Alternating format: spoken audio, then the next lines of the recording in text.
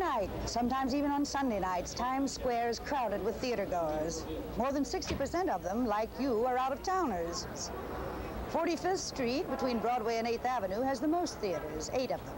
And up on 49th Street, there's the Ambassador and the Longacre and the Eugene O'Neill Theater, where you will be visiting tonight.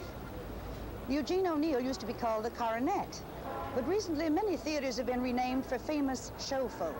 The Fulton is now the Helen Hayes. And the National is the Billy Rose. And the Globe is the Lunt and Fontanne, named, of course, for the most distinguished acting couple of our time.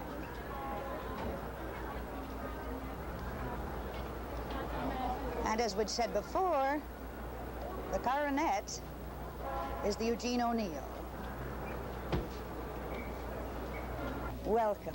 We're now in the lobby of the Eugene O'Neill Theater, where Carol Channing is starring in the big Broadway hit Showgirl with Jules Munchin and Les Quatre Jodis. Tonight, we have many distinguished guests with you. Tonight, without leaving your hometown, you are here.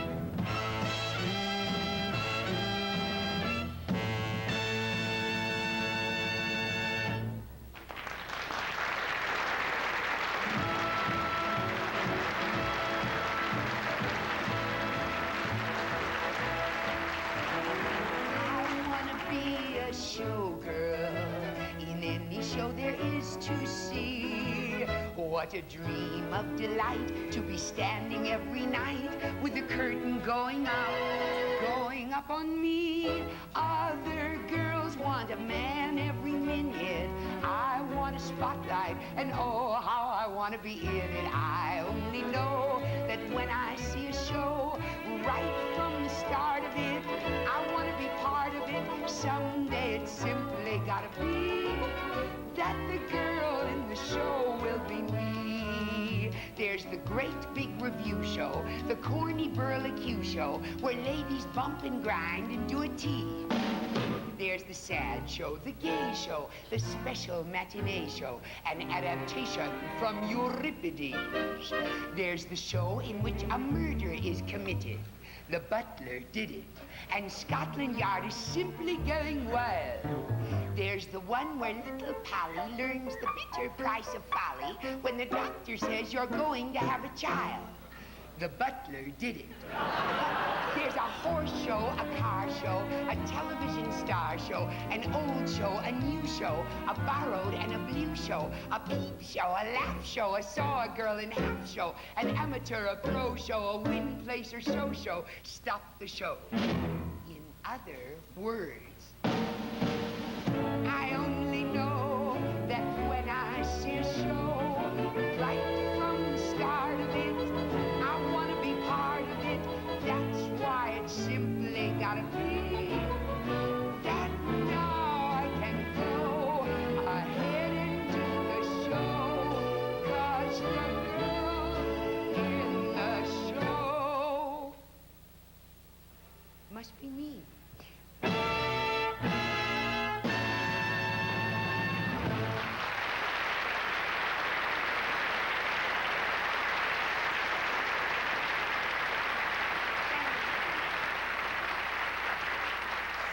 Good evening. Ever since I was a little girl about so high, I've been dreaming about show business. Other little girls were dreaming about, getting married to Charles Lindbergh, or dancing with the Prince of Wales, or taking a ride in the Graf Zeppelin. But I just sat there like a fool, dreaming about show business. Well, I learned one thing quickly, though. In the world of show business, all roads lead to Las Vegas. So I packed my little wardrobe trunk and hit the road. Well, you just never know what is going to happen next in Las Vegas. It's wisest to get advice from the hardy pioneers. So I talked things over with my beloved friend, Sophie Tucker, the Helen Hayes of the nightclub circuit. Sophie, it seems, plays Las Vegas just about every 5 minutes. So I said to her, now, first off, Sophie, what should I wear in Las Vegas? And she told me, she said, when you're in the casino, Carol, it won't help you to dress sexy. Believe me, baby. To the boys around the crap table, a low-cut dress is just another place to lose the dice.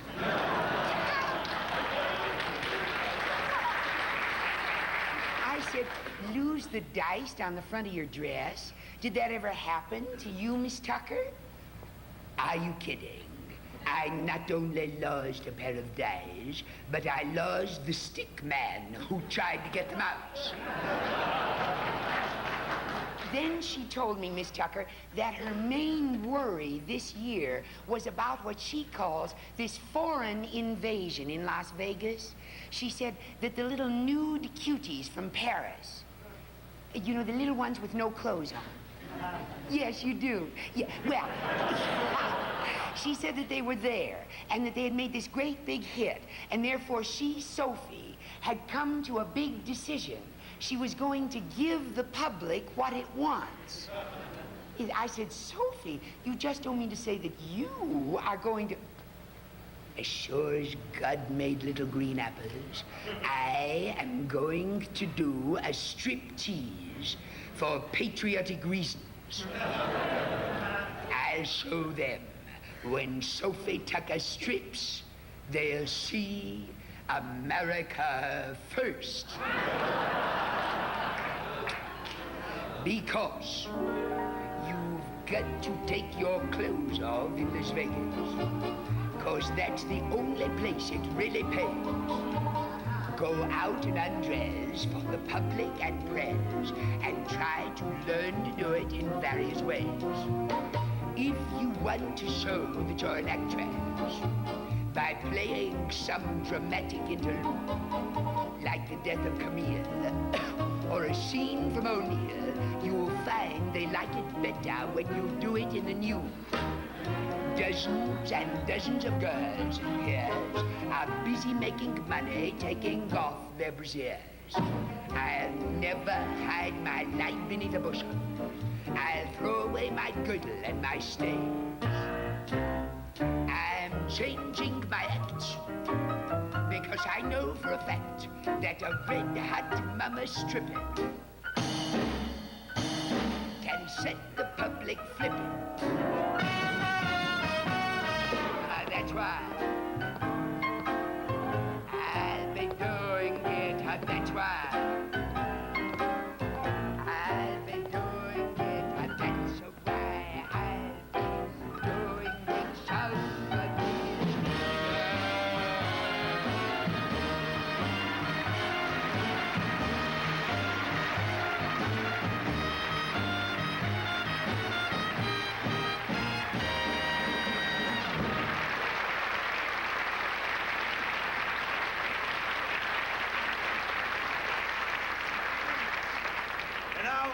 Ever since I was a little boy about so high,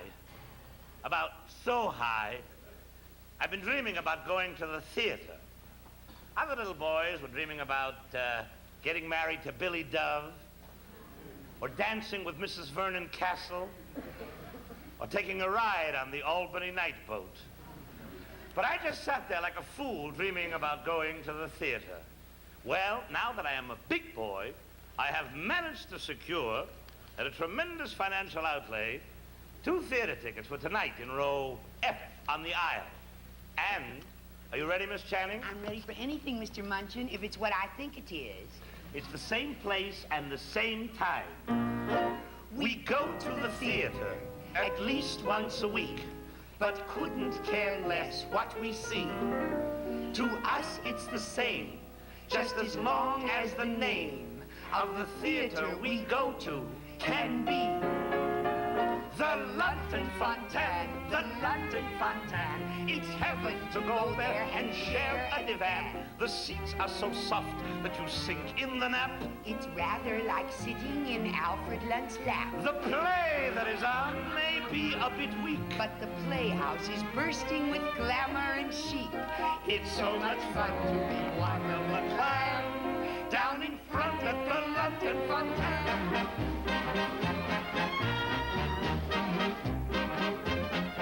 At the London Fontaine, at the London Fontaine. A man on her right was the wrong kind of man. He made several passes, but stopped it at once when I whispered this just isn't done at the Lunds. We love the restroom. Each time I go in, I feel that I'm paying a tribute to Lynn.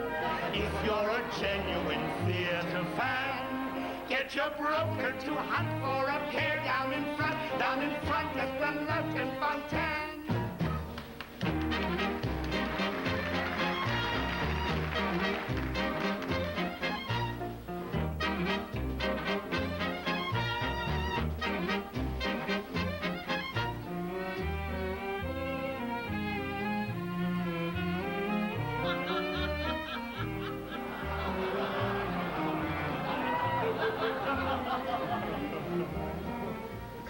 Oh, Alfred, it is lovely, isn't it? And to think that it's ours, all ours. I say, isn't it a lovely theater? Yes, Lynn, look, just look at this spot. Chocolate, filthy, cheap chocolate. What kind of an oaf, what manner of peasant is it that comes and sits in one of your best divans swilling filthy, cheap chocolate, I ask you? Well, it's a benefit, darling. It's always a benefit. Now, never mind. We'll take care of it on Monday. We have enough to do Mondays without taking care of this one turn and mitigate a destructive act of vandalism. Alfred, they're watching us. Now, smile. There now. That's better. Now, tell me, who is playing tonight? The Sound of Music by Rodgers and Hammerstein. No, darling, I didn't ask what was playing. I simply asked who was playing. Really, Lynn? Mary Martin. Ah, now, there's more like it, darling. A simple question calls for a simple answer. Now, Mary Martin. Ah, yes, a very clever little girl. I shall never forget her singing, "My heart belongs to Daddy," to Ethiopinza. Ah, it moved me. Now, that was a performance. Yes, wasn't she marvelous? No, darling, I wasn't speaking Little Martin, I was speaking Ezio Pinza. Oh, yes, she was good. Very Ah, good indeed. yes. You know, Linny, I've often thought I'd like to have had a go at that South Pacific part myself. Huh? I'd have taken a different approach, naturally. Oh, naturally, my love, go on. Yes, I rather wish I'd done it. For instance, take the song Some Enchanted Evening. I always felt it slowed the show down a bit. Well, it would have, darling, if you'd done it. It would No, have. Linda, that's not very kind. No, In fact, it it's quite uncalled for. You've been on edge the whole evening. What's got into you? Please stop projecting, darling. Look, they're watching us. I'll tell you what's got into me. Too much of your home cooking's got into me. Smile, Linny. Yes. There's Helen Hayes coming down the aisle. Helen. Helen, darling, how are you? Ah. So sweet of you to come. Yes. Well, thank you, dear. We love yours, too. What? A theater, of course. Too much of my home cooking, indeed. What's bothering you is the publicity I get on it. You resent it. What I resent, my darling husband, is the washing up. You do the cooking and I do the dishes, and that is the story of my life. Ah, there's Kit Cornell over there in the box. Kit, darling, Kit, yes, you look divine. We understand your theater hunting. Yes, we adore this one, just we wanted for years. Not too large, not too small. No, it isn't too hard to keep clean once you're used to it. Alfred does the downstairs and I do the upstairs. Every Monday morning, it's a whole day's work and we are exhausted by dinner time, but it's worth it. You'll find out when you get yours. There aren't many left, you know. No. Tell Guthrie to keep looking in the New York Times. And there's a little man named Zeckendorf. Never mind, Lynn. Don't tell her everything. Hurry, darling, let's go outside. After the play is just about to start. I know, dear, but you and I have a duty to the theater. Remember? How could I ever forget? Come, my love. I'll give the lobby a quick run over and you tidy up the lounge. Alfred, isn't the theater a lovely thing when it's clean? At the Lantern Fontaine, at the Lantern Fontaine. We're keeping things spick and we're keeping things span. People draw programs in tissue and twine. I once found an object I couldn't define. A playhouse this dirty will get a bad name. And who wants to play in a house of ill fame? We even stop pigeons as much as we can. From a stunt down in front of the Lantern Fontaine. Get away! Get away! Get away! Get away! From the front of the Lantern Fontaine.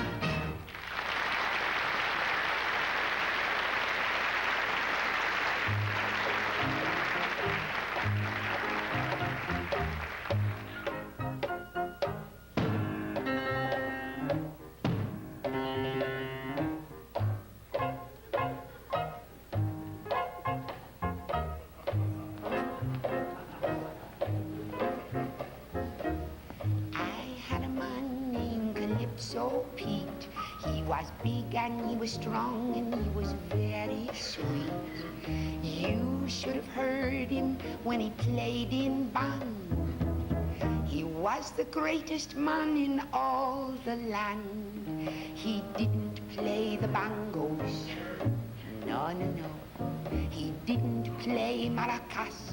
No, no, no. But all the girls would gather round to hear him go.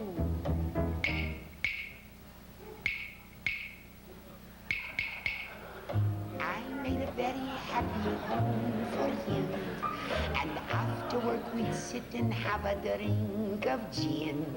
There never was a man who was as good as Pete. He played all night and never missed a beat. He didn't play the bongos. No, no, no. He didn't play maracas. No, no, no. But he was very good at playing fast or slow.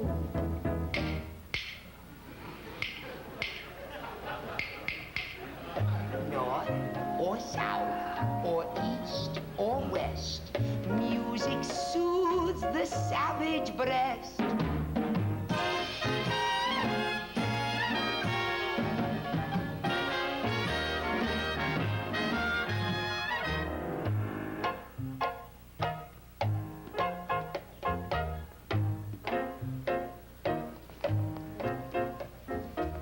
It's a law of nature, and I don't know why, but nearly every man has got a roving eye. There was a woman living down the street who set her cap to catch the eye of Pete. She didn't want his bongos, no siree. She didn't want maracas, no siree. The thing that she was after was his specialty.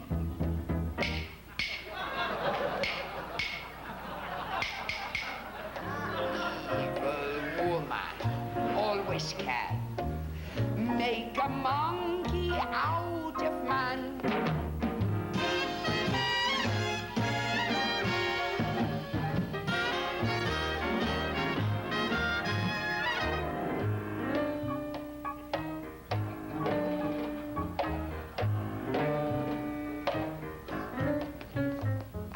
Wait in vain for Calypso Pete until one night I take a walk along the street.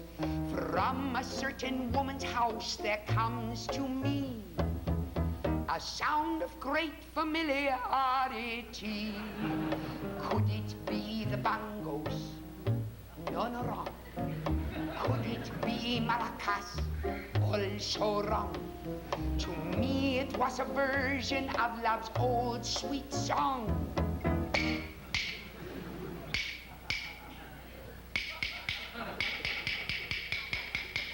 Stop the music. A man who two-time, not so bright. Jealous woman, dynamite.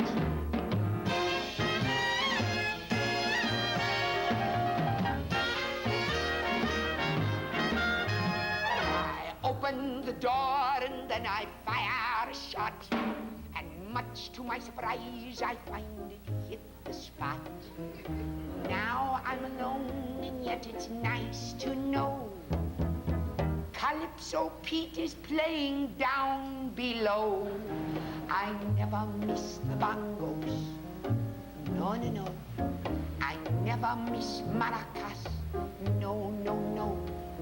But sometimes in the evening when the lights are low,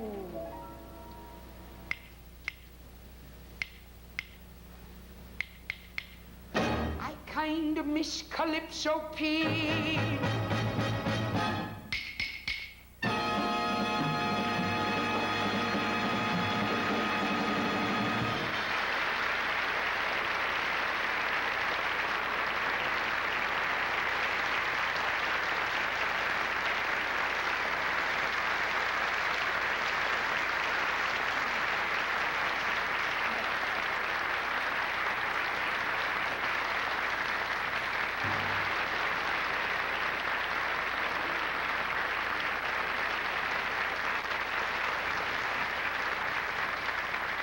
The motion picture industry in these troubled times has been turning more and more to the Bible as a source of story material. We are being flooded with epics of action, love, lust, and bloodshed straight out of the Old and New Testaments. Moses, Samson and Delilah, Solomon and Sheba, and a host of others have been brought to us in all the pomp and glory that was theirs at a cost of millions. But what about the little people who lived in those days? People with everyday problems like you and me. Here's our suggestion for a movie to be produced on a shoestring. A sort of low-budget biblical. A slice of Old Testament life as it was lived perhaps in a town like New Canaan Village. Just 45 minutes from downtown Jerusalem.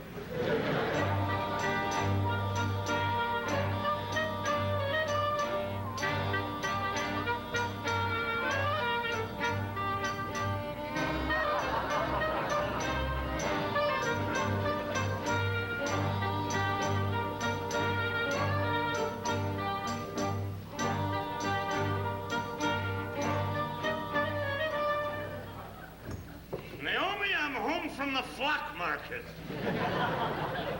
Had a good day. Flocks are looking mighty sheepish, let me tell you.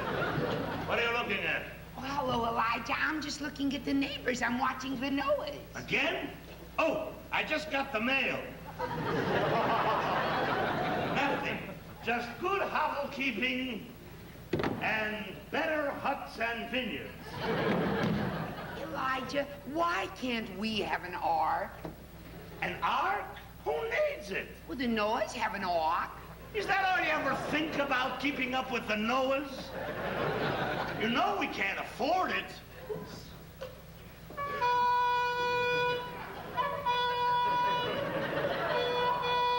He gives her everything. Noah is 600 years old. But I've been in business that long, I'll buy you 2 arks. But I don't want to wait 500 years. You've waited this long, you can wait another 500 years. Honey, be reasonable. We've got a beautiful split-level hovel here in Old Testament estates. I just bought you a brand new, genuine mountain goat stove. Weekends in Sodom, summers in Gomorrah. Besides, Naomi, we got a boat. A boat. Oh, it may not be 500 cubits long and 50 cubits wide, but it gets us where we're going. That fish trap. That's just what it's for, trapping fish. Now, an ark. An ark can seat 8 people and 2 of every kind of animal there is. 2 of every kind of animal there is. Naomi, there's just you and me and the kids. And suppose we add 2 elephants? 2 elephants? And we wanted to go to Aunt Sarah's overnight, then what? I get an elephant sitter. What do you think? Shekels grow on trees? I'm just plain Elijah, son of Samuel, son of Caleb, son of Amos, son of Esau, son of a gun. Will you stop with the ark? I'm ashamed to be seen in that old fish trap. Is that so? Well, I'd be ashamed to be seen in an ark. It's conspicuous consumption. You keep talking about what the Noahs have. I'll tell you what the Noahs have. Bad taste. And what about the flood? You know what they say about the flood. There'll be water everywhere, all over the land. Why, an ark would be practical. Honey, water will never replace land. Let me tell you something. It's all advertising to move arks. The manufacturers are turning out these floating zoos, and the public's not buying. And if there is a flood, why, we'll be the laughingstock of the neighborhood. I'd like to see Noah take his ark out in a real flood. He'd get stuck up on Mount Ararat and have to pay a fortune for the toll. It's just a fad. This year, Naomi, it's an ark. Next year, it'll be something else.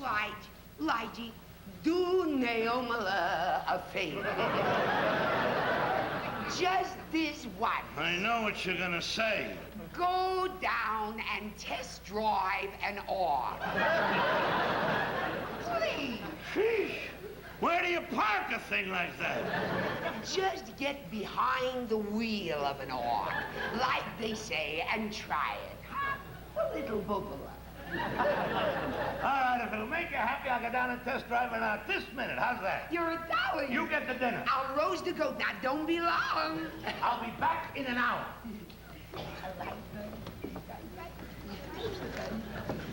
I like that.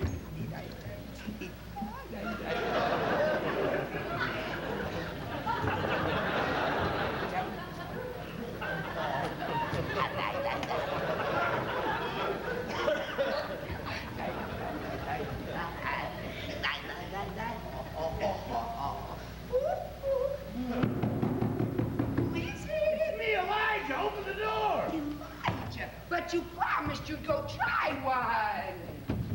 I said I'm going and I will go. Just as soon as it stops raining.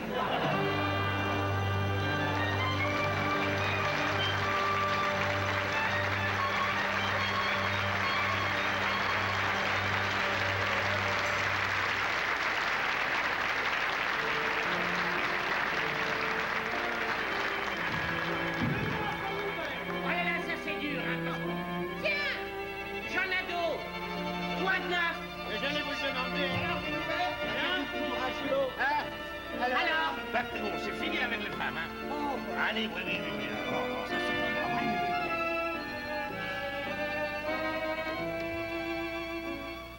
Oui, la fille qu'on adore, hein? La belle de vieux Montparnasse. On la cherche les jours, on la cherche la nuit. Dans nos cœurs, elle a toujours sa place. Where's the girl who lived in Montparnasse? Montparnasse, Montparnasse. She was loved by all the neighbors, for her house was big and warm. She was loved and loved and loved and loved by men in uniform. I never will forget our first embrace. First embrace. First embrace. He kissed her oh so gently, then he softly murmured thanks. And she whispered, not at all, you owe me 7,000 francs. She was gentle and she was sweet. With a friendly eye for every guy who passed her on the street. And her figure was designed with quite a bit in front And quite a bit behind. She was such a part of Montparnasse. Montparnasse, Montparnasse. But when she said goodbye, we couldn't quite believe our ears. And on the day she left, we felt like bursting into tears. Now that we have lost her, we sigh and say, alas. It seems as if we've lost a little piece of Montparnasse. Quel dommage, hein? We searched through Montmartre, La rue de la Paix, de Luxembourg, Garden, de Champs-Élysées. One day we spent an incredible hour climbing the stairs of the old Eiffel Tower. in sheer desperation and out of our wits. We peeped in the ladies' room at the Ritz. She was not there. No, sir. 2 years went by and our vigil was through. When suddenly, wham! Like a bolt from the blue. We found a girl who came from Montparnasse. Montparnasse, Montparnasse. We saw her in a movie in a very minor part. It was called The Baker's Wife. She played a cunning little tout. There was dancing in the streets of Montparnasse. Montparnasse, Montparnasse. At first we didn't know her, for she acted so refined. But it looked like her in front. It also looked like her behind. She's the toast of the USA. People love her so from Kokomo to Cali, Hollywood, he said. By working day and night, She's bound to get ahead. It's nice to know a girl from Montparnasse. Oh, Montparnasse, oh, Montparnasse. This peace is raining sunshine over there across the sea. Furthering relations with the movie industry. Even though we miss her, it makes us feel so good to know a piece of Montparnasse is not a piece of Hollywood.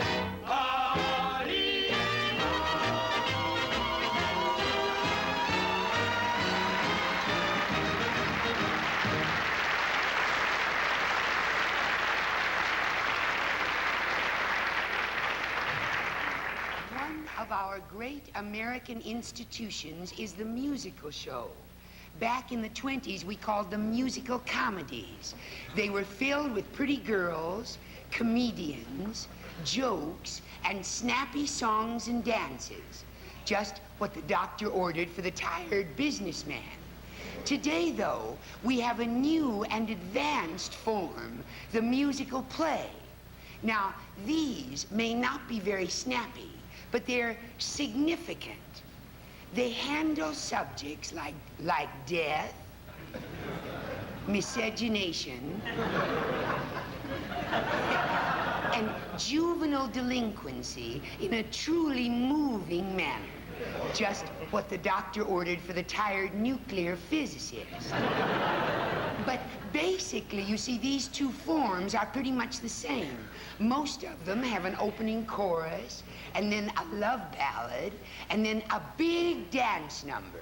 It's only the approach that's different. To show you what I mean, I would like to do for you first the opening chorus of a typical musical comedy of the 1920s, and then one from a musical play of today. Now, here is the opening chorus from Come, Come, Clarissa, a smash Broadway musical hit of the late 20s. The curtain went up on a garden in Bronxville to reveal a chorus of 16 beautiful girls, 16, holding teacups and inviting the boys to join them in a little cup of tea. But that wasn't tea in those cups. No siree. It was hooch.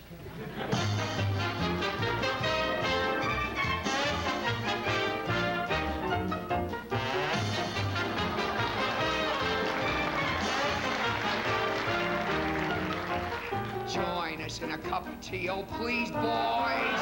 Just a few of us may need to trees, boys. All the latest gossip we will retail, not a detail will we miss. If by chance you fall beneath our spell, boys, we're the kind of kiss but never tell, boys. Up above the moon is quite full. It's a nightfall of bliss. Can't you see the light would be delightful? Sitting, sipping tea like this.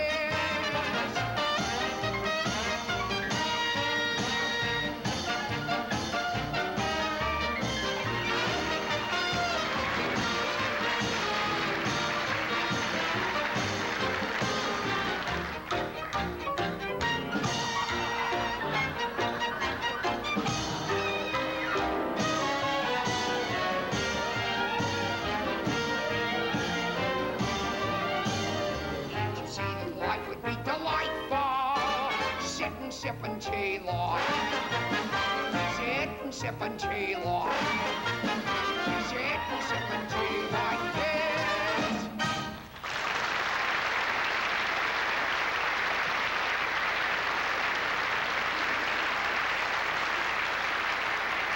Now for the opening chorus of Turbulent Waters, a current musicalization of the Johnstown flood. Now, this opening chorus doesn't literally open the show. What I mean is it's preceded by 25 or 30 minutes of plot and dialogue. This 25 or 30 minutes of plot and dialogue includes a suicide, a seduction, and a quilting bee. Then we come to the first musical number as the villagers, all dressed in black bombazine, gather in front of the local mortuary to sing "This is a Darned Fine Funeral."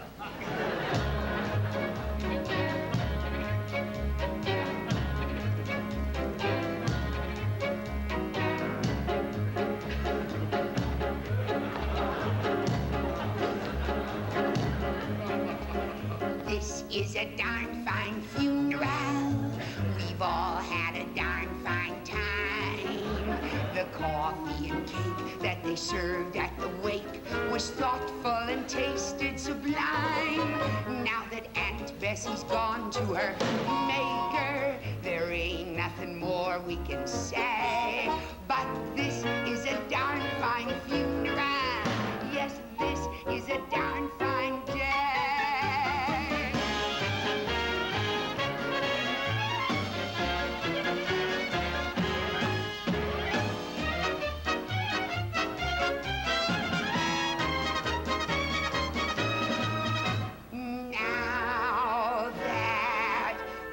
Bessie's up there in heaven. There's something we're busting to say. Oh, this is a darn fine funeral. Yes, this is a darn fine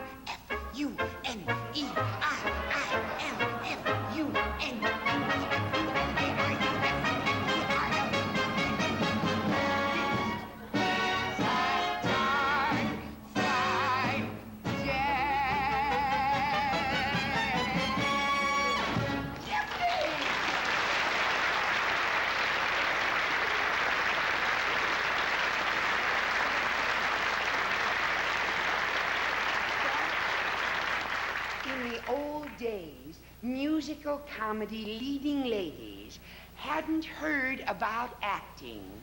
They never took a vocal lesson in their lives, and they didn't know a tour jeté from a hole in the ground. But they were cute. Oh boy, were they cute, and warm and winsome. Who could ever forget Dimples Delamater, the very little girl with the little teeny twinkle toes and the teensy little voice and just a teensy weensy, tiny bit of talent? Singing in our teeny little weeny nest for two.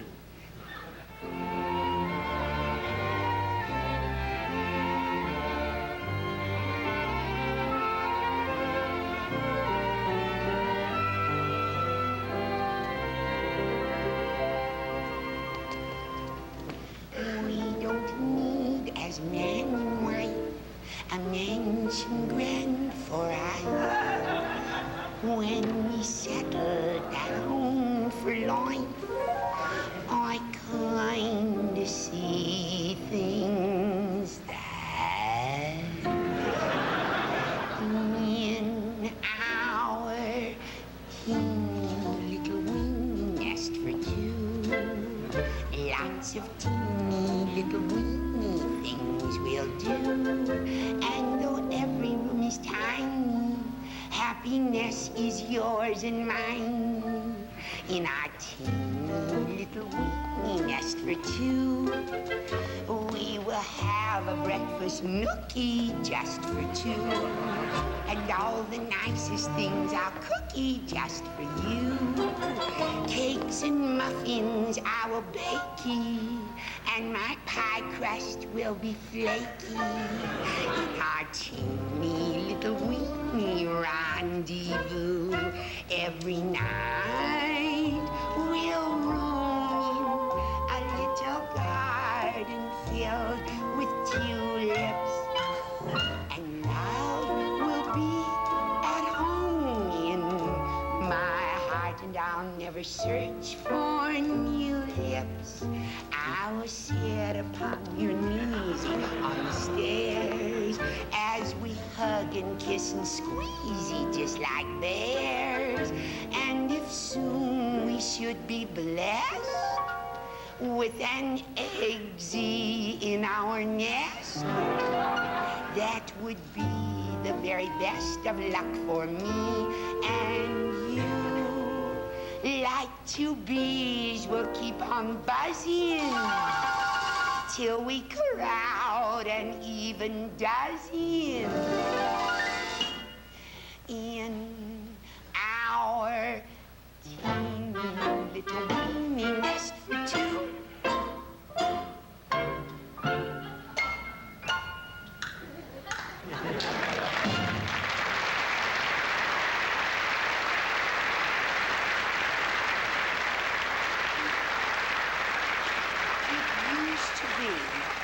That boy met girl offered her a cottage small by a waterfall, or a blue room with a view on a sharing basis, and they lived happily ever after.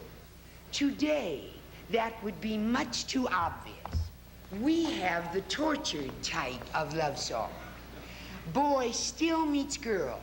They go to the same psychoanalyst. By the end of 2 tremendously long acts, they overcome their mental blocks and set out to share a life of misery together. Now, the music for this sort of show is usually written by a Middle European composer who is very sparing on melody. He's known to the trade as Monotone Mo. The words are by a minor poet who is in demand because the critics say that he has his finger on the pulse of the people. He's also fooling around with the leading lady. Now, here is the title song from the recent smash Broadway musical tragedy, Love is a Sickness.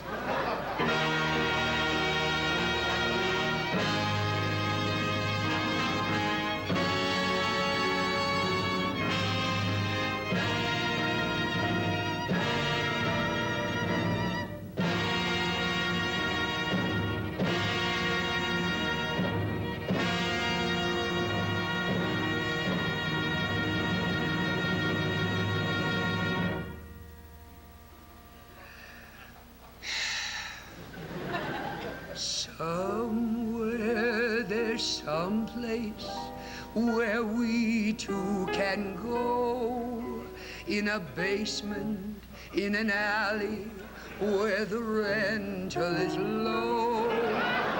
You will discover before we are done that two hearts can be far more miserable than one.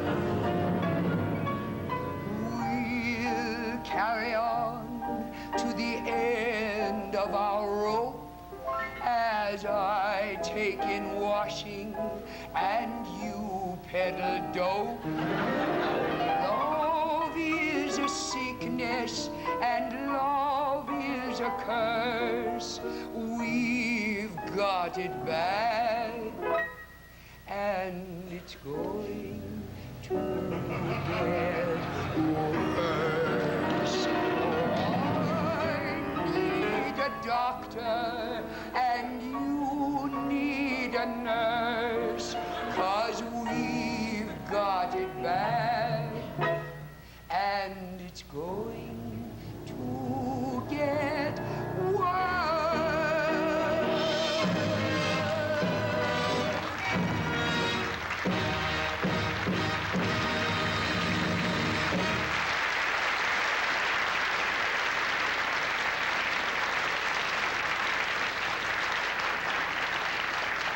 Back in 1925, in the musical comedy Hot Diggity,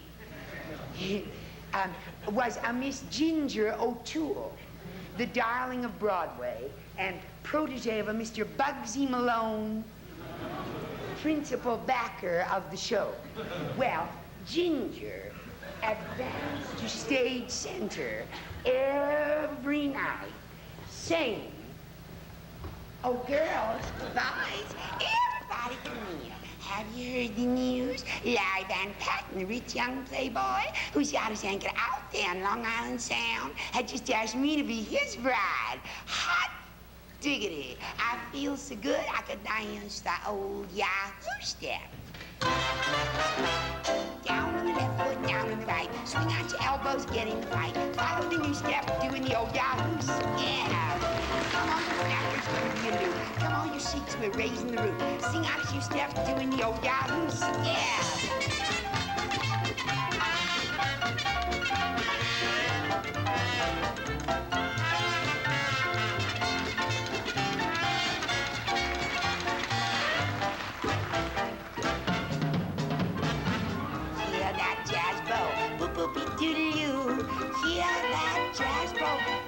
Turning blue. Down on the left, on the right. Swing out your elbows, get in the fight. Follow the new step, doing the old Yahoo step. Step, step, step.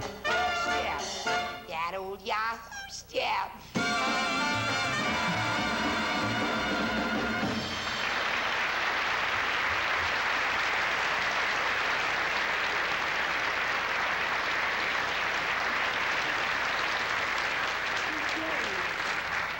Today, nearly every musical has a grim dance number. Now, this can be on any subject at all, from the rape of the Sabine women to which of two suitors a girl should accept.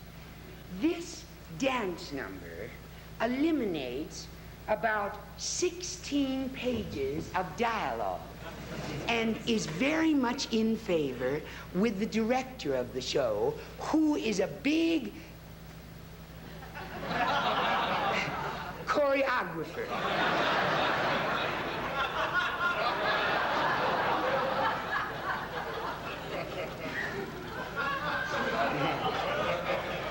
the biggest. Now, this is his number. It's meaty, it's trenchant,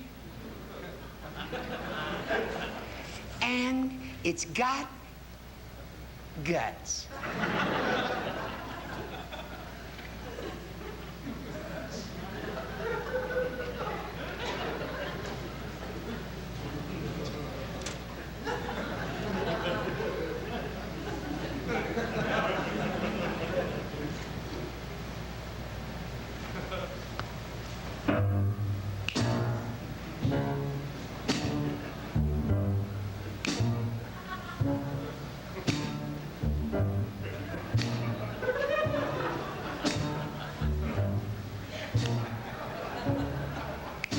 I'm a cat, I'm a kook, and I'm cooler than a cucumber. But take my name and address. All the squares sit and gawk as I rock around the clock. They call me Switchblade Bess.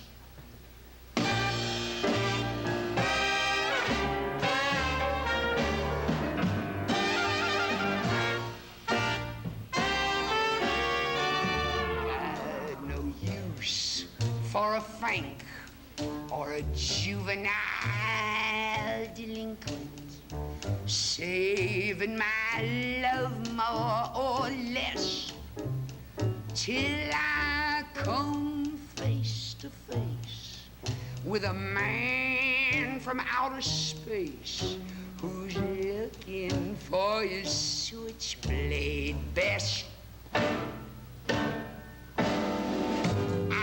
To talk a new kind of lingo.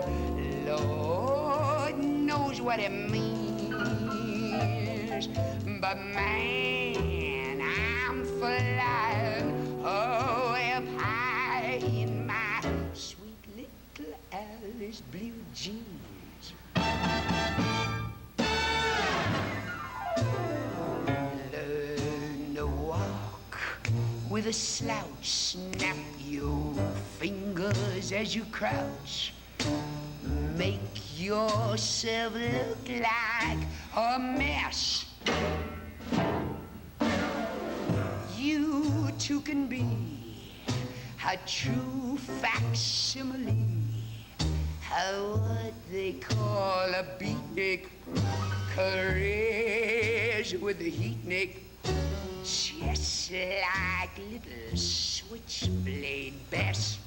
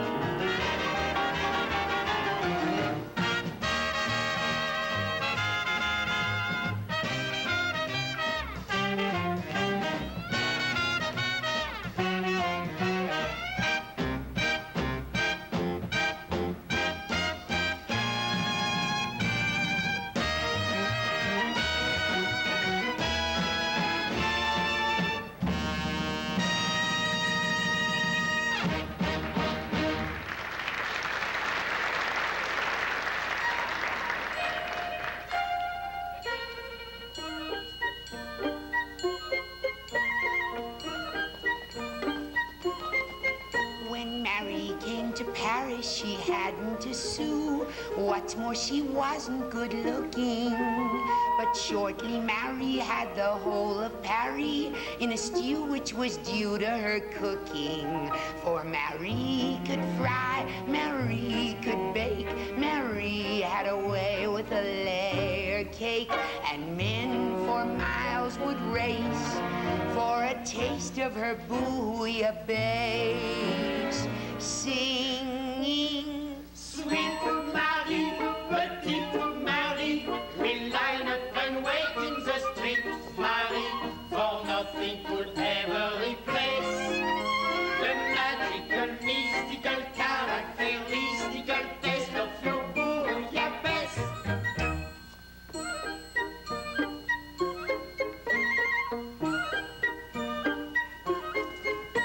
She learned that beauty is only skin deep, and a thing isn't judged by the label. Admirers galore will make tracks to the door of a girl who can set a good table.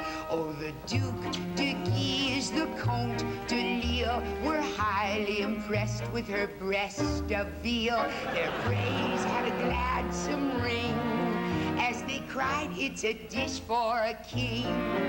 Notre chère Marie, we swear, Marie, your dumplings are lighter than air, Marie.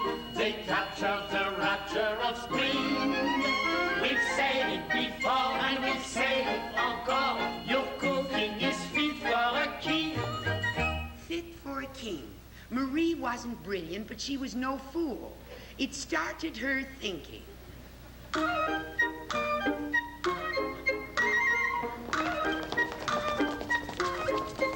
Every day I get up at 4:30, go to the market, haggle over the price of épinards, Spinach. and haricots verts. Green beans. I buy a plump young fowl, take it home, plug the feathers, wash it, eviscerate it, rub it in salt, add some in garlic, saute in the brown, cut up green beans, throw in a few mushrooms, and pop it in the cocotte. Casserole. Simmer in 1½ cups of vin ordinaire. Cheap wine.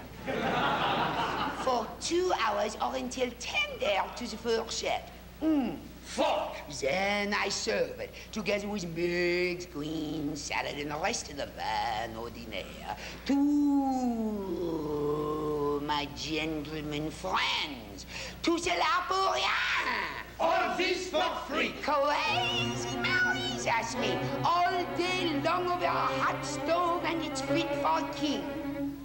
Fit for a king. On to Versailles.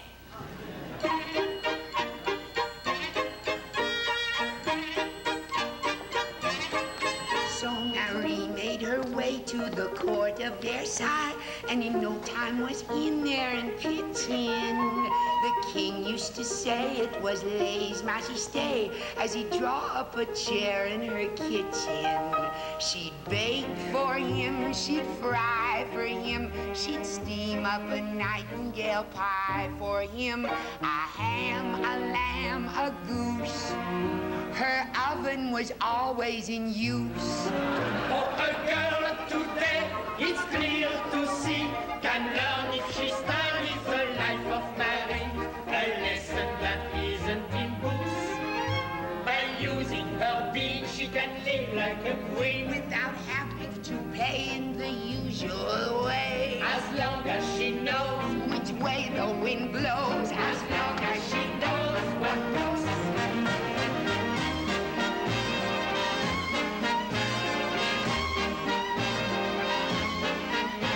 As long as she knows what books.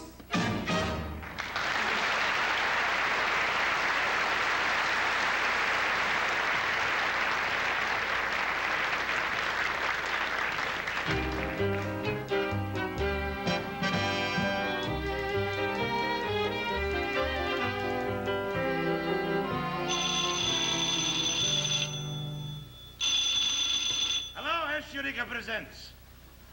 This is Mr. S. Eureka, the impresario, speaking. Dallas Civic Auditorium, how do you do? You want dancers? I got all kinds of dancers. I got Marseille, I got Bolshoi, I got Indonesian, I got Harvest Moon Ball champions. How about Uzbek dancers? There's something new, I just got them in. Uzbek. $1,000. Right, $1,000 a dozen. That'll be 3.5 dozen Uzbek dancers. Right. What? Is it culture? That's all I carry. 100% genuine imported culture. I've got Stravinsky out in Denver.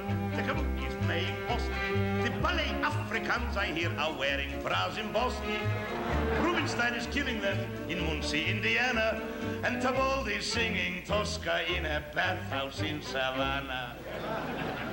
I've got Traudel in Seattle, the Traps in New Orleans, Igievskis in Paducah, and Balanchines in Queens.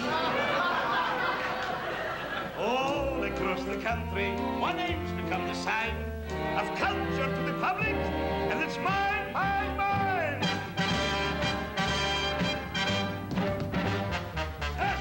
Eureka presents attractions from all continents. I've got singers, I've got fiddlers, I've got gypsies by the bench. Play, gypsy, dance, gypsy, play and dance and scratch. Hey!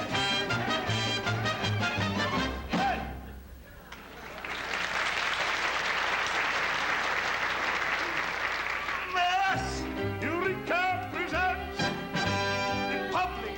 I spare no expense. The world owes me a debt that it never can repay, just for inventing the classical ballet. It was St. Petersburg. Pavlova was the leading foot dancer of the Imperial Company. At that time, all dancing in Russia was done on the whole foot. I remember it like yesterday. I said to Pavlova, Anichka, is there nothing more to life than foot dancing? What would happen would you dancing only on your toes? On my toes, Eureka chick? What a wonderful idea. Ooh. Ooh, how exquisite it feels. Ooh. But tell me, Maestro, how does it happen that when I let go, I fall down? Pavlovichka, you must think lovely thoughts. Lovely thoughts? Black bread, herring, borscht, pirozhik, Vulda-Festoria, Miami Beach. Thank you, Maestro. You're welcome, Pavlovichka. Now you must practice, practice, practice. And that is how I discovered the most divine of the arts and also the world's fastest way to lose money. And that's the truth. My hands are clean and my heart is pure. Now, I wouldn't tell you I invented opera. Opera I didn't invent. For Italian tenors, I invented. It was a night in Naples. It was a night like all other nights, except I was there. There was a knock on the door, and in walked a chubby little Neapolitan. And he said to me in a beautiful bel canto voice, "Hey, Mr. Giurichi."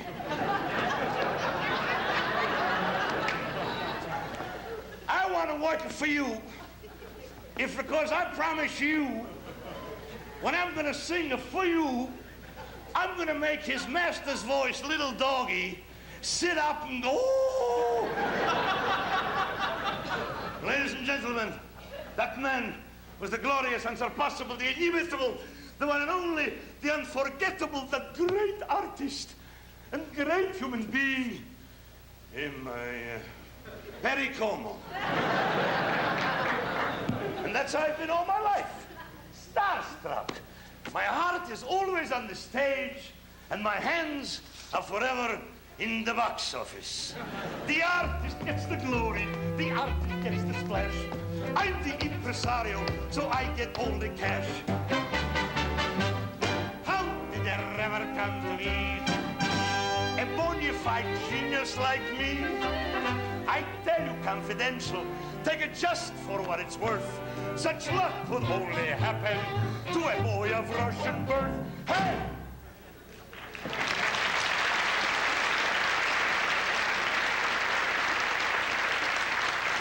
It will never happen to you, Ed Sullivan. Who knows what goes on between the toes of a ballerina? Within the breast of a coloratura, beneath the kilt of a Coldstream Guard. I know. I've been there.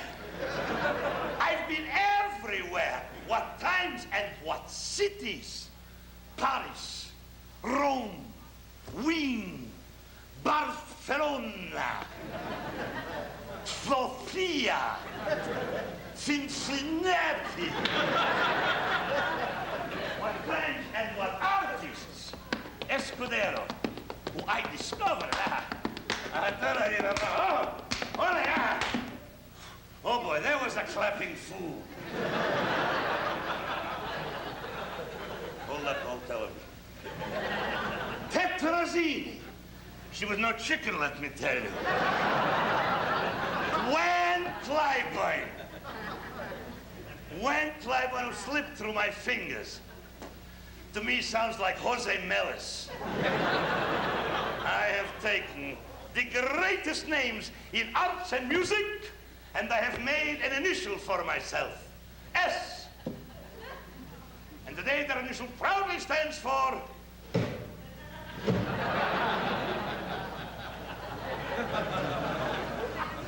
But it hasn't been easy. You have to have a head and you have to have a heart.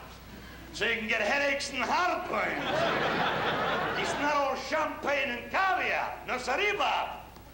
Sometimes it's aspirin and Pepto-Bismol.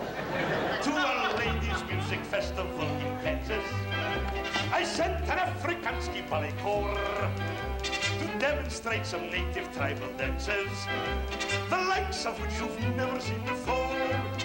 They were Mau-Maus who came from Tanganyika. The fertility rite is what they chose. Now 700 matrons in Topeka are changing to maternity clothes. They call it cultural exchange. Boy, oh boy, oh boy, fiddlers, crooners, hoofers, the ingratitude of these people. What, you got a crystal set on your head there? You listening to an opera or something? Don't go away, I'll show you something. Trouble, sit there. There's police outside. Stay there. See this? Stokowski's contact. With those two beautiful hands, he tore it up right before my eyes. I never forget that day. He walked in that door, put his two beautiful hands on my face, kissed me on the forehead and said, Yurigachik, bing, I am leaving your management. You have booked me for the last time at Carnegie Hall,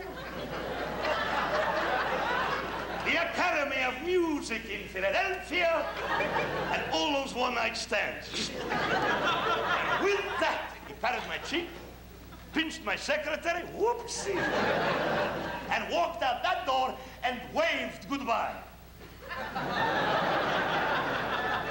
With those two beautiful hands, they should fall off. And Eureka presents, I'm the creme de la creme of all managements. Before you sign with someone, be sure you take a look. If it isn't Eureka, he's a crook. My artists may desert me, I don't expect their thanks, as long as I'm remembered at the Chase Manhattan's banks. As Eureka presents colossal artistic events, I've put Wagner on at Minsky's in a most unusual way. I've put orgies on at town hall, and I've done it twice a day. But the act that has no equal and that never fails to pay is the act that a Shurika puts on every day.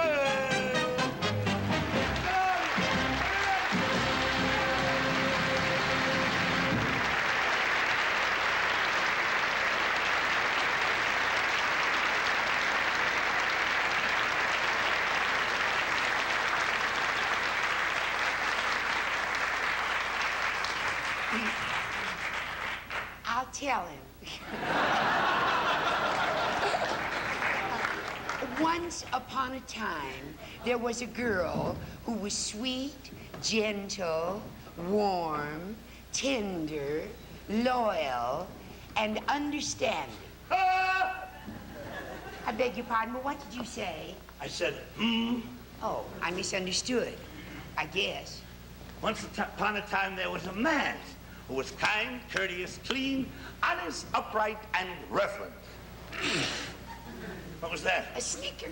I thought you smirked. No, I snickered. Oh, far be it from me, my dear, to cast a shadow of doubt upon your veracity, but there never was a woman who was all the things you list. And courteous, kind, upstanding, reverent men do not exist. I know where you can find the kind of girl who's true and tried. Where? Out there. Out where? Out there. Out where? Out west of the Great Divide. Out west of the Great Divide.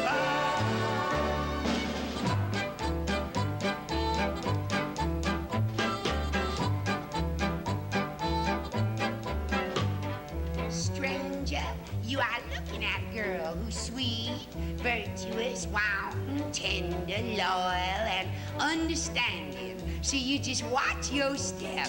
I used to work in Fresno in a bar they call Last Chance. I did a hoochie-coochie, interpretive like dance. A dozen men went crazy. I guess I drove them mad. They called me Little Fresno Fan, the girl that can't be had. The girl that can't be had? The girl that can't be had. Too bad. Now, wait a minute, stranger. There's just one little thing I feel I really ought to add. If I was the sort of girl that cared for pretty things like diamonds and emeralds and little ruby rings, and you was to give them to me, do you know what I'd do?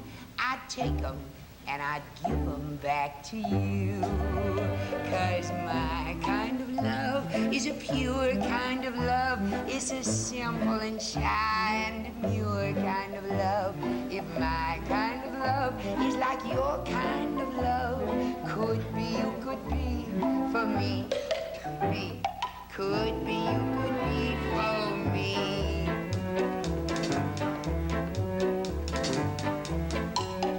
Shot a man in Phoenix, and I've been known to sign my name on checks for certain sums that weren't strictly mine. Alive or dead, I'm wanted in Boise, Idaho. In me, you see a rolling stone that's always on the go. This always on the go? That's always on the go. But did you ever stop to thank, miss? Thank what? That evil is only skin deep. That's so. There's just one little thing I feel you really ought to know. I'm not the sort of man that likes to play about. I'm mentally and morally a grown-up Eagle Scout. If you offered me a kiss, do you know what I'd do? I'd take it and I'd give it back to you. 'Cause my kind of love is a strange kind of love. It's a spare kind of hold on the range kind of love. If you're looking for a never change kind of love, could be, you could be for me. Could be, you could be for me.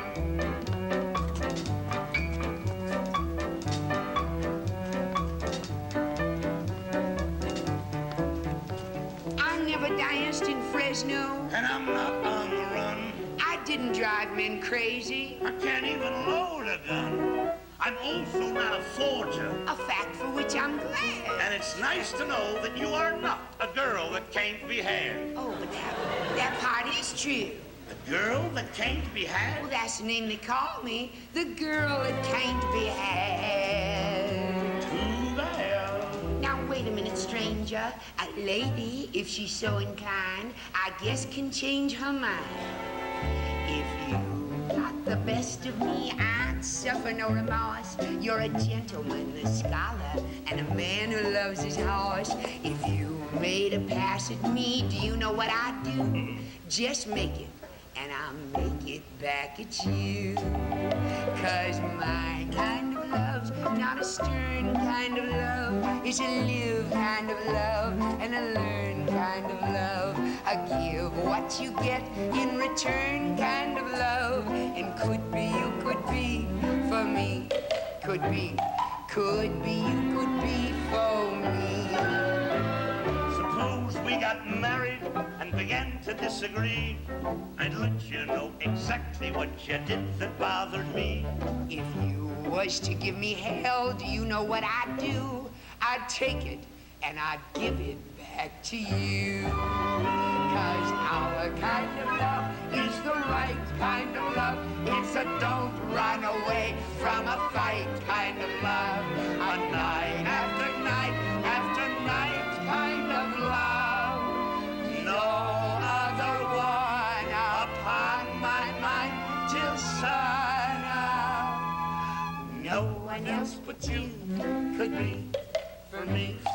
No one else but you could be for me.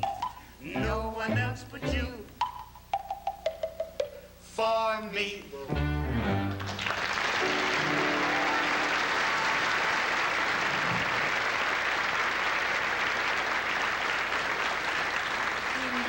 In Hollywood, fame is a fleeting thing, to coin a phrase. I'll bet very few of you remember a girl named Cecilia Sisson, who starred in the first all-talking, all-singing motion picture, Mississippi Melody. Beautiful Cecilia Sisson, with the face of an angel and the figure of a wood nymph. Among the top 10 at one time, and now but a memory. What happened? This is the inside story.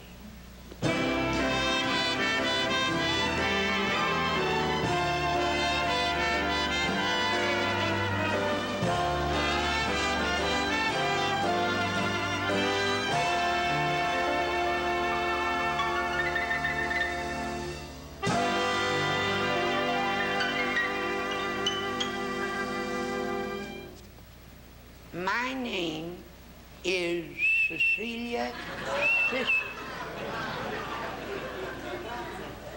S-I-S-S-O-N. Sisson.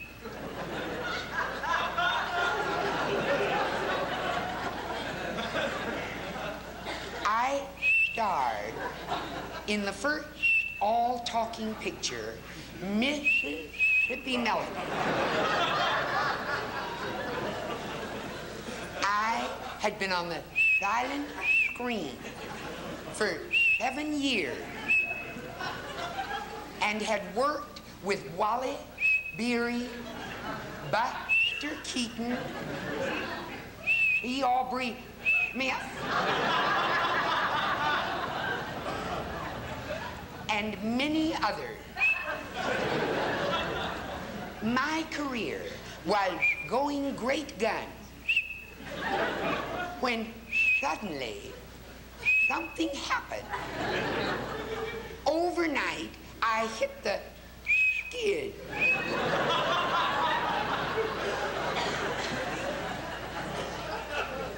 So to speak. They seemed to feel that there was something wrong with my voice. Absolutely asinine. There wasn't a thing the matter with my voice. It was studio politics. That's what it was. I just wouldn't play ball with the producer. And I told him so in no uncertain terms. Now, when I watch all the old movies on TV, I say to myself, Cecilia,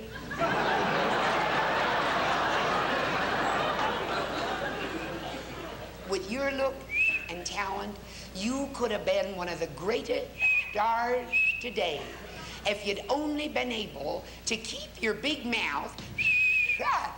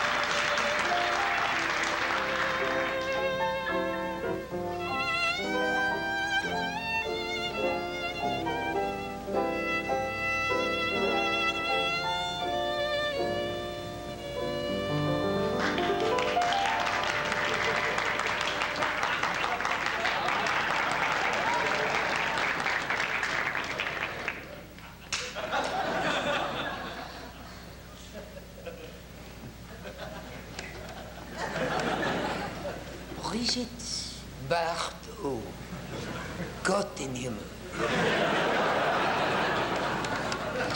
Jean Lolo Brigida. Anna Magnani. They clutch their breasts and heave their chests and act with sheer abandon. But don't you see, compared to me, they've not a leg to stand on.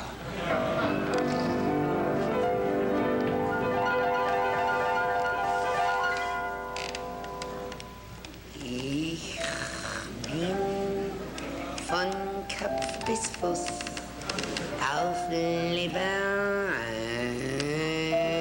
eingestellt. Das ist meine Welt und sonst gar nicht.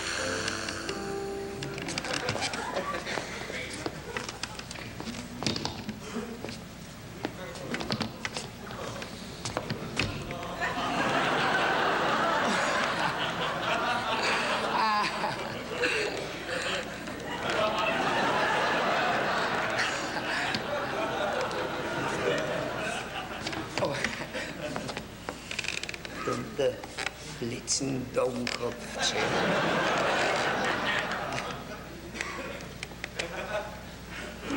Das ist, was soll ich machen?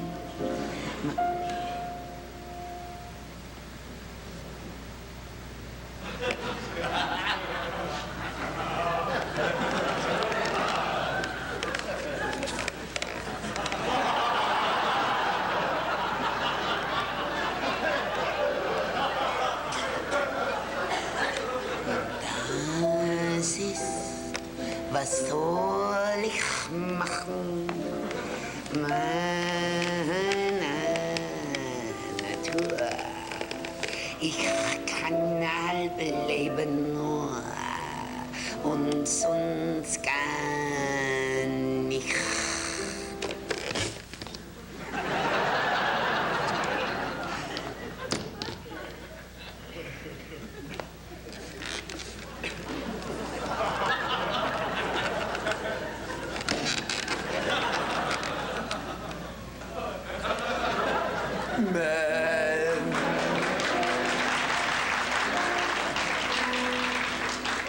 I like that very much, darlings. But must you do that now? Man.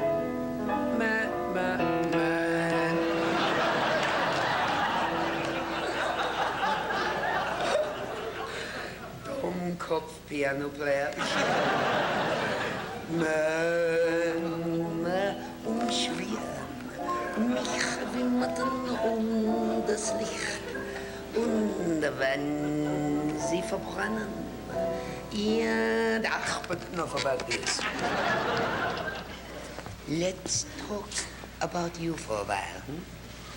You, mein Schatz, sweet papa. Why don't you come backstage after the show? We have a little schnitzel à la Holstein. With an egg on the top and a pickle. We talk about you for a while. How do you like my outfit? You think it's too flimsy for a grandmother? You are wrong.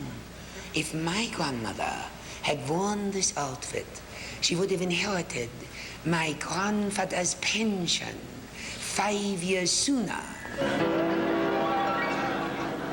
Dann, das ist mein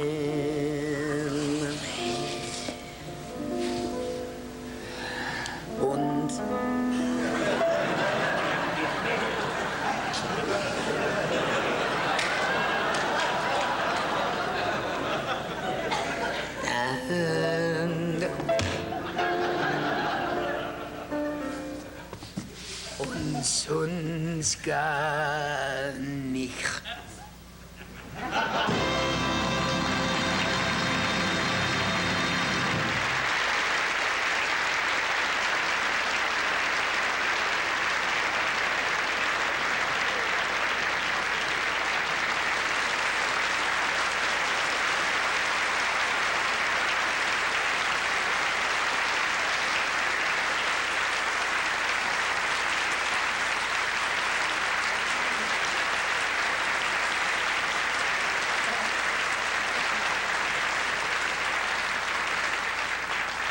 Lovely people, thank you.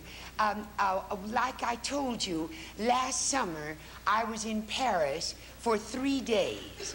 And while I was there, I noticed that there were 2 kinds of popular dance rhythms. One was the good old Parisian rhythms like the Java. You know the Java? Well, it's the dance of the tough guys in the Montmartre. It goes like this.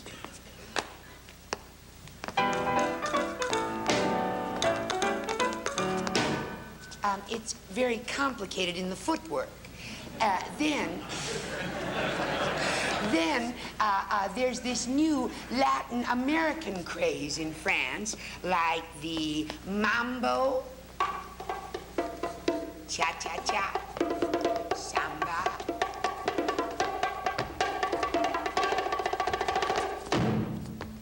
In this, it's the tilt of the head that's important. Well, our cat Jadis have combined these 2 dance rhythms in Mambo Java. I know it takes me a long time to make my point, but that was it.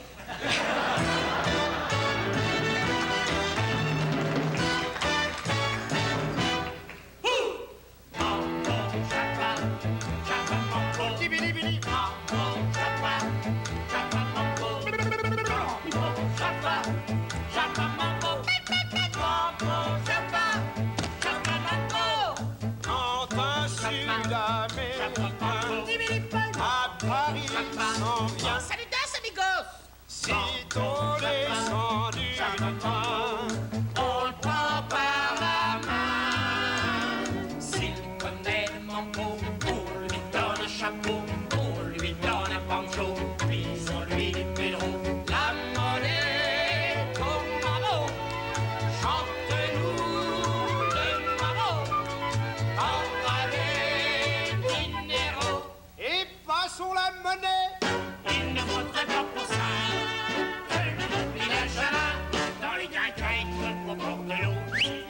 être sur les tréteaux, qui balance la java, entre les mambots, qui balance le mambo, entre deux java, sur ma tige, joue la java mambo, mambo, java, java mambo, java mambo,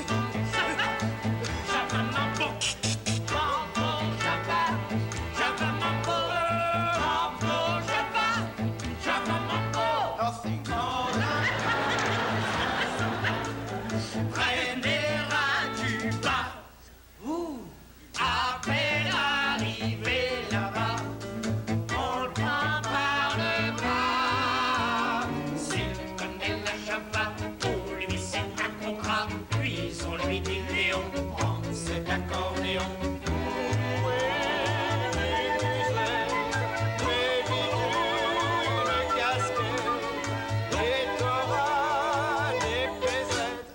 Passons la monnaie. C'est un danse à la java, comme les typiques à Cuba, les soirs de fête dans les ranchos, les chicolettes en sombreau. Danse un pas de java, entre deux mambo. Danse un pas de mambo, entre deux java, sur ma tête pour bientôt. Danse la java mambo.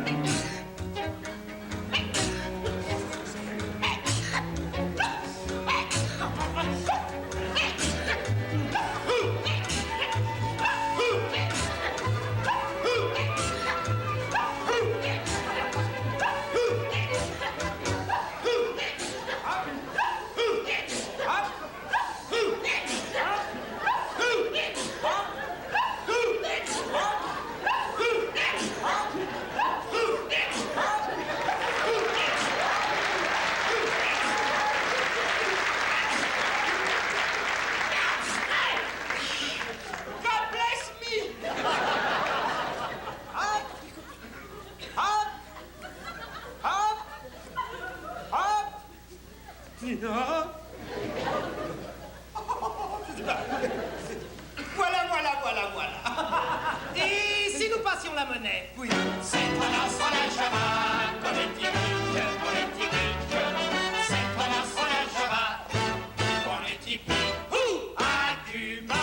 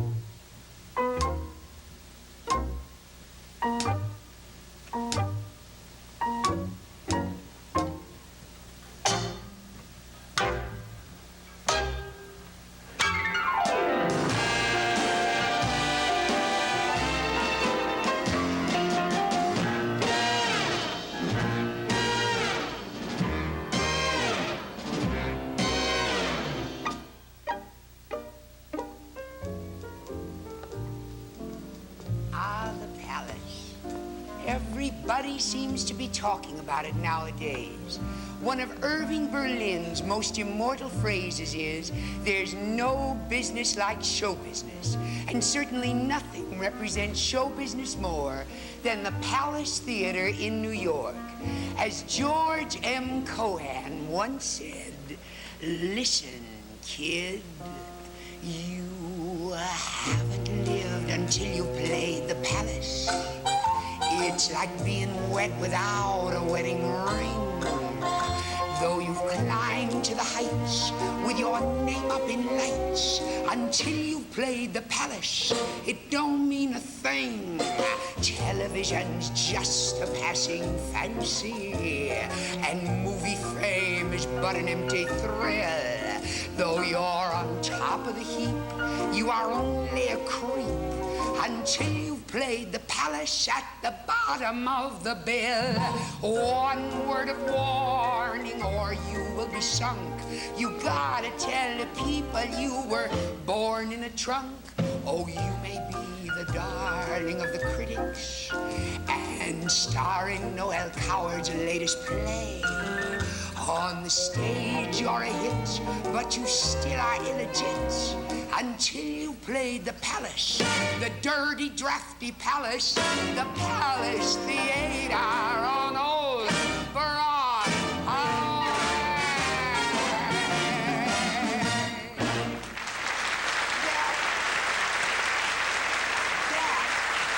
That was the palace of yesterday, but the palace of today may not be quite as active as it once was, but every now and then we get the tremendously successful entertainers who reopen the palace.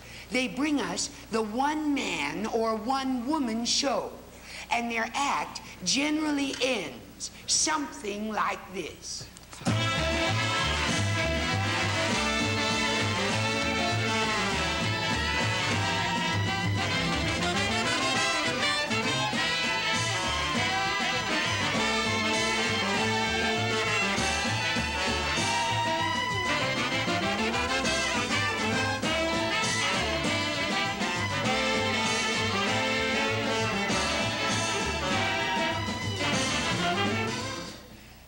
Dear friends,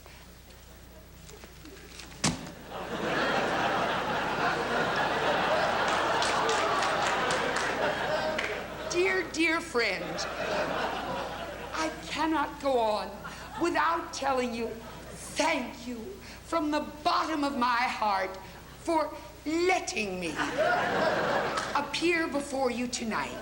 It makes me feel so humble. All during my 22 record-breaking weeks at the Palladium in London, England, where I was held over by popular demand, my 31 weeks at Monsignor's in Paris, France, where I was held over by Mr. Monsignor personally, and my 6 days at Schlachtenachter's Ratskeller in Berlin. Stupid crowds. My one thought has been, next comes the Palace Theater on Old Broadway. It's like a dream come true. You know, as I stand here and look at you, at this sea of friendly faces, it makes everything seem worthwhile. All the tears, sweat, pain, strain, and suffering. Oh, how I've suffered. They didn't even spell my name right at Schlacht. Stupid crowds. Where was I? Oh, yeah. My childhood. You know, I've been trooping ever since I was 4 years old. I never had a childhood. No dolls, games, little girls to play with. Only little boys, which isn't quite the same. Do you know what it is like to look for love? You and you and you and you and you and you and you. Well, I do, and it's not good. I suppose it was because I was so pretty, clever, sweet, dainty, and talented. Such a little doll. No one would touch me with a 10-foot pole. Was money, fame, a large annuity, real estate holdings in Beverly Hills. A mighty poor substitute for affection. But let's leave sleeping dogs lay.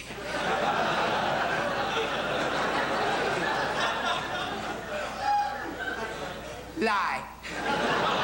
Tonight, you wonderful audience, in answer to thousands and thousands and thousands of requests here on this very stage where you've heard and applauded the great Al Jolson, the incomparable Sophie Tucker, the one and only Bert Williams, the fabulous Blossom Seeley, and a host of other immortals. Here is little me, trying to sing for you my song of inspiration.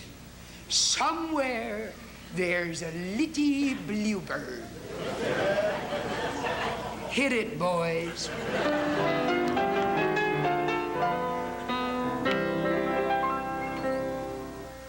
Somewhere, I don't know where, and somehow, I don't know how, and someday, I don't know when, I'm gonna find my bluebird of happiness again. Something, I don't know what, in some way, I don't know which, but someone, I don't know who, has left me feeling mighty sad and blue. Little bluebird, can't you see I'm really up a tree? Won't you come to me and end this misery? Somewhere, when I know where, and somehow, when I know how, and someday, when I know when, I'm gonna find my little bluebird once again. Has your little bluebird maybe flown away from you? Do you feel you can't go on because someone has been untrue? Well, let me tell you frankly, and I know whereof I speak, that kind of thinking only shows that you have got a yellow streak. Face the world and fight it, and your broken heart will mend. Let a smile be your umbrella, and the storm will quickly end. Life's a bowl of cherries, and the best of it is free. And we know that only God can make a tree. And so, my friends, although your skies are looking dull and gray, the clouds will roll away. So please believe me when I say,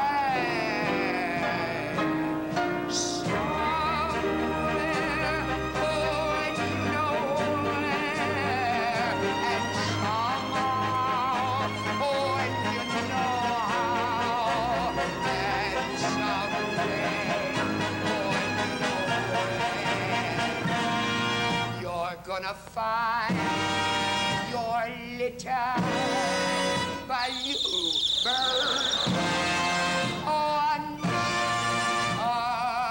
again.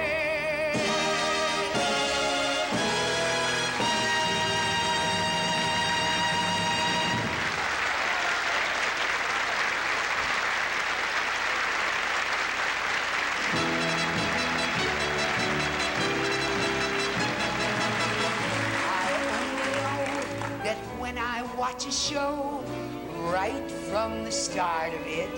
I want to be part of it. I close my eyes and I can see, standing there in the light of a spot that's big and bright, is the girl in the show, and it's me.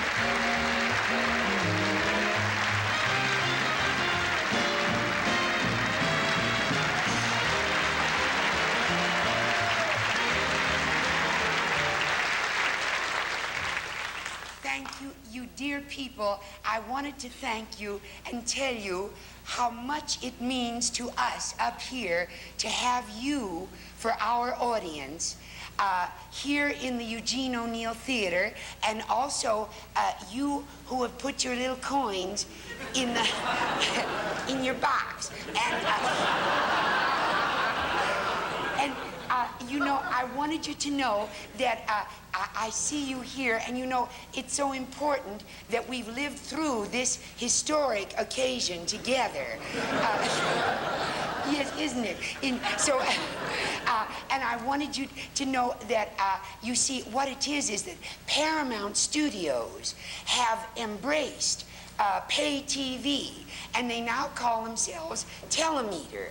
And Paramount decided it's a great honor to put our little show on pay TV as the very first Broadway show to be telecast, I mean not telecast, just telemetered live. Yes, yes, and so now this is the first one, so that no matter how good or bad we all were, or no matter what happened, it's still history.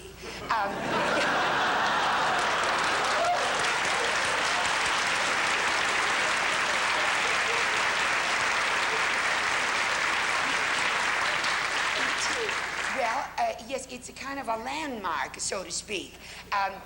Of course, so was Custer's Last Stand. Oh, and the Titanic, too. Yeah. But we did it, and oh, of course, there are happier thoughts that maybe it would be like Al Jolson's The Jazz Singer, but we'll see about that, won't we? Well, anyway, but no matter what did happen, as I say, just imagine all of our children will be growing up, and when they're old people, why, they'll be going to the Museum of Modern Art for a private, what do you call, closed circuit on this, and they'll be saying, the poor people, weren't they funny in those days? Look how much we've learned since then. And, you know, and I mean, it'll be, well, I wanted you to know that this is such a tremendous occasion. Everybody's so acutely aware of being history and all. Yes, that we have in the audience, great big people. Well, Jean Dalrymple is the producer for Paramount Studios. She's a big Broadway producer, but Paramount has borrowed her to produce Broadway and launch it on television. And she's in the audience. And we also have, who have we got? Oh, yes. And we have our director, Billy Graham. Not the one you think. It's No, but I mean, we can use any help we can get. But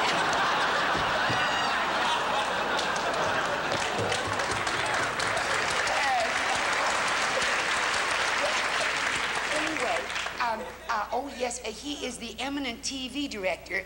That's his name. But I'd change it to Bill, wouldn't you? But it's Billy Graham. Well, anyway, so, and then who else? Oh, yes, we have Barney Balaban.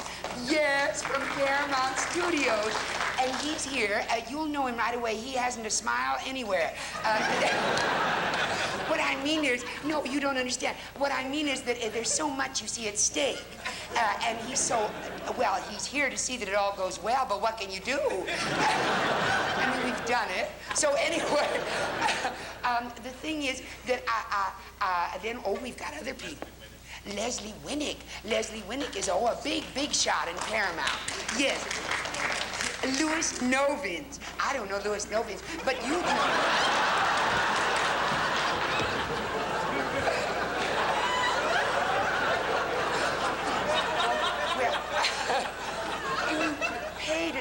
What did you pay? Well, anyway, what I mean to tell you is that when you look around, anyone you see that's absolutely ossified, that's Louis Novins, no doubt.